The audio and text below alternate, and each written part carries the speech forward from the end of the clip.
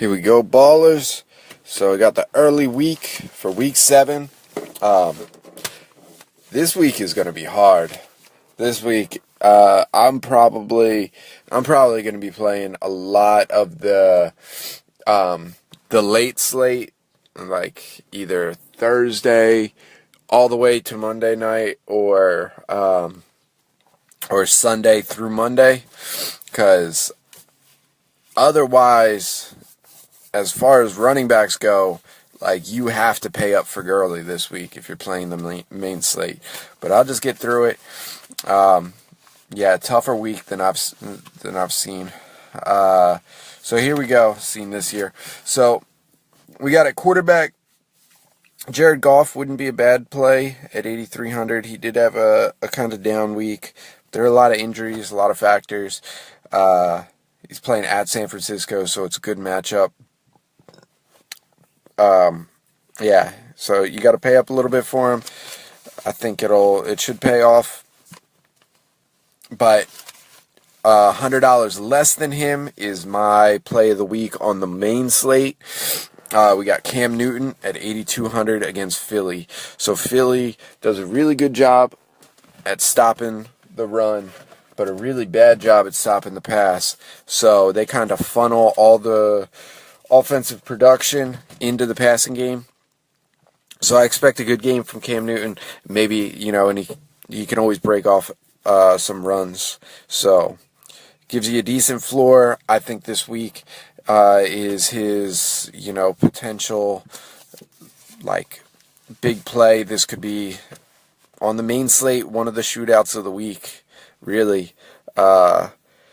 So 8,200, that's probably where I'm going with my 50-50 lineups in the main slate. Then Andy Dalton. This is not on the main slate. I think he's playing Sunday night against Kansas City. It's at Kansas City. So a tough place to play, but at the same time, really awful offense that just keeps getting in shootouts, and Cincinnati has been doing the same thing. So that is the shootout of the week. It's not on the main slate, but if you play the super flex, you'll be able to get Dalton in that, and Patrick Mahomes too, but you got to pay up for him at 9,000, I think it is. So I'm just paying down to Dalton. I might make a Patrick Mahomes Dalton super flex lineup, but aside from that, I'll probably be going Cam Newton or Dalton, and then dropping down to the value section, which this will be another play that I go with. I think a little bit. I'd still prefer the other two, but Baker Mayfield at 7,100, playing Tampa Bay. So, you know what quarterbacks have been doing to Tampa Bay all year. So to save that money and get a player who's probably going to score, should definitely score his value, but he could light it up. He could outperform his value by a lot. If you're going GPP, Eli Manning is worth a look, playing at Atlanta, but that might actually be a good thing for him because it's in the Dome. He looked awful on Thursday, though, so I don't want to trust him in my 50-50 lineups. I think this could just as easily be Saquon Barkley handling the entire offense.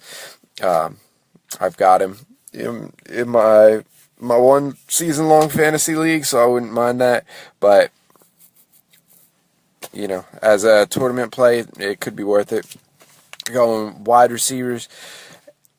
Even wide receivers are difficult this week, but pay up.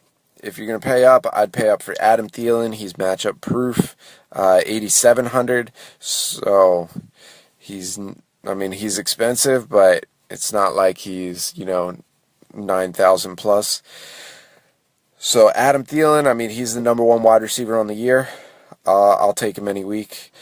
Odell Beckham, again, with the Eli Manning, I question it, but it's Atlanta's defense, and they need to, just like I was saying with Antonio Brown, he was getting frustrated. They needed to get him involved. Beckham's getting frustrated. And if they don't get him involved, like, that locker room could fall apart. I think they know that, so I could see this being the week the week that he comes out and really shows up. Dropping down a bit if you're playing that Sunday night game. Tyler Boyd at 6,800 at Kansas City again. He's been putting up points. 2 weeks ago he had a down week, but at 6,800, like he should be a little bit higher, especially with this matchup. I don't think Fanduel really pays too much attention to the matchup, though. They kind of just rate the player, what the player is. John Brown for Baltimore at 6,500, or Michael Crabtree at 6,600. They're playing the Saints. So this is a game I'm going to give more information in later in the week. But the Saints cornerback, Marshawn Lattimore, he takes out the top option. So we saw it with Odell Beckham. He shut down Odell, and Sterling Shepard went off, had the best week of the season. It was the same with Julio, and Calvin Ridley went off.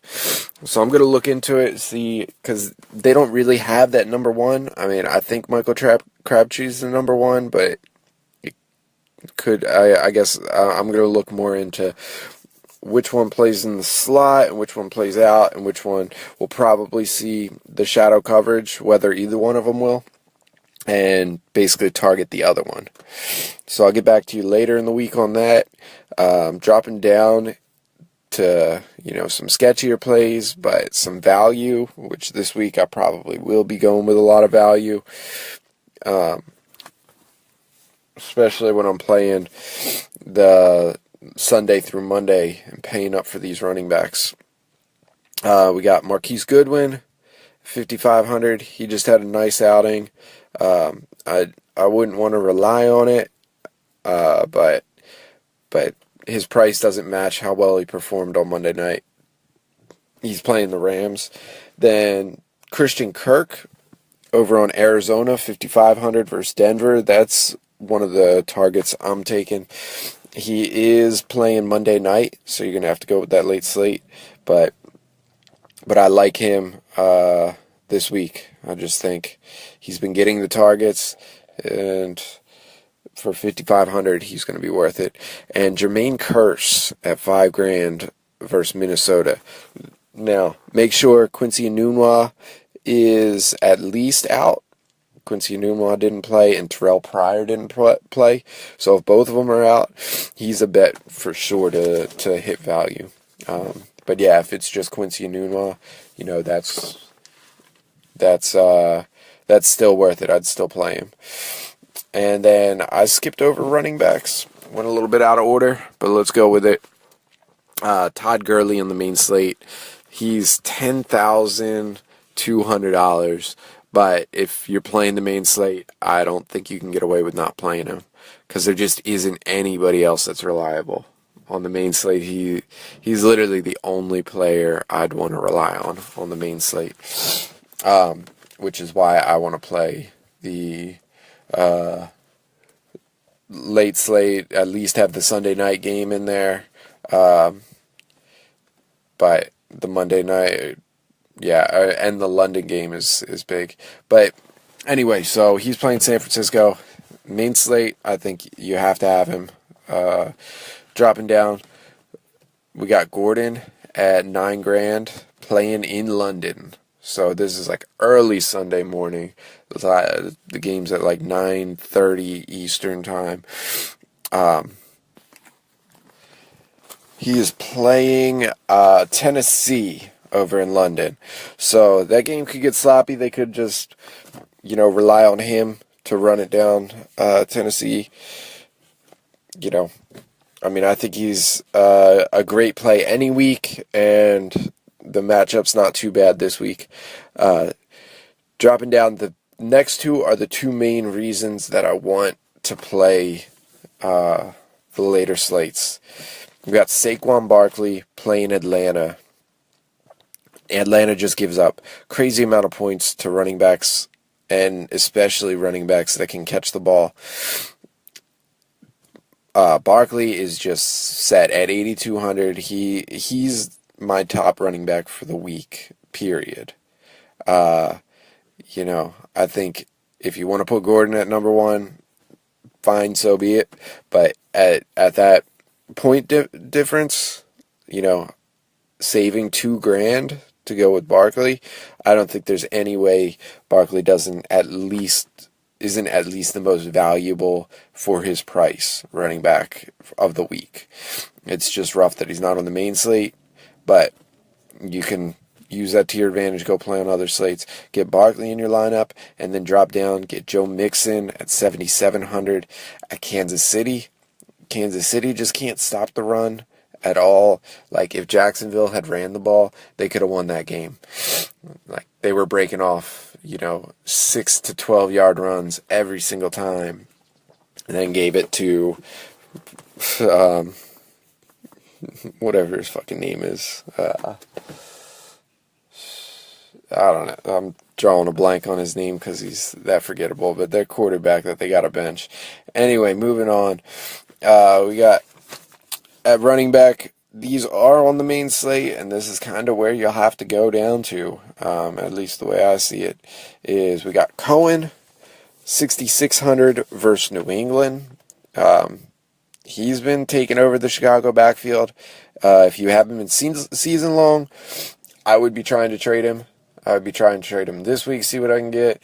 Try and trade him next week because I think he is going to have another good week. New England game script just plays into his value. And hopefully if you have him on your team, he can give you one more big week, and then you can trade him for, close to running back 1 value, high-end running back 2 value, because I don't think he's actually that valuable. If you can get running back 1 value for him, you trade him right away because he's definitely not up there. Dropping down a bit, we got Frank Gore at 5,600 versus Detroit. If he's fine to go, that's where I'm going. Go with the savings. Detroit gives up tons of points to the run. If he is injured, though, then Kendrick Drake becomes a must-play at 6,300. Against Detroit, he has the ability to break off runs. He'd be catching passes and be their head back. So it's something to keep an eye on if Frank Gore is hurt. I know he left the field at the end of that game. So if he's hurt, Kenyon Drake turns into a must-play, especially with the lack of running backs on the main slate. So, and then if you're playing some tournaments or, I don't know, you want to save some money, I guess, but I go with Frank Gore if I'm trying to save money. But Marlon Mack is playing Buffalo, so it's a decent matchup. He's 5,900. He ran really well. I'm still not trying to trust him right now in my 50-50 lineups, especially with that Colts line. But I think he should get value, and against Buffalo, it's possible that he puts up a really nice game. Going tight ends real quick, we got Kelsey, 7,600. I'm going to try and pay up for him if I can in some leagues, but he's also not on the main slate, so probably won't be able to afford it. But that's not too bad because there are some good options. So we got Austin Hooper is 5,900 versus the Giants. I would pay attention to the injuries. If Calvin Ridley and Sanu are both out, or one of them is out next week, then I think Hooper gets a nice bump. If they're both out, Hooper probably be the play of the week at tight end. Although Njoku, $200 less at Tampa Bay, his target total the last 3 games is 12, 11, 7. So it's been going up each week. He's got probably the best matchup of the week for the tight end. I'd have to look at the exact numbers, but I know Tampa Bay is I think bottom of the barrel. I think they're the worst team in the league against the tight ends. So Njoku is play of the week at tight end for sure. Dropping down, we got CJ Uzomah. If you're playing on that late slate, 5,400 at Kansas City. He had a nice target share the past 2 weeks. I think it was 7-7. And against Kansas City, really good matchup. So, not a bad play. Defense is looking pretty tough this week too. But we got Jacksonville versus Houston. That Houston line is awful. Deshaun Watson is hurt, so they should be able to get some sacks, probably some turnovers. Looking at Denver at Arizona, also not on the main slate, but 4,100. Arizona, the rookie quarterback, just bad offensive line. They are looking a little better, but still, they're good for some turnovers. And Indy versus Buffalo at 4,100. Just target Buffalo. So they're my choices at defense. Although I'm sure all three of them are going to put up negative numbers, because that's what happens when I predict any defenses. So listen to my other picks, avoid my defense picks, but I'll still give them to you. All right, y'all. Well, I will catch you probably on Thursday, a couple days from now. Hopefully we get a couple things that can cement a couple players. Maybe some players either ruled out or ruled back in that changed lineups. And then I'll go over the injuries to watch for Sunday. All right, y'all. Catch you later.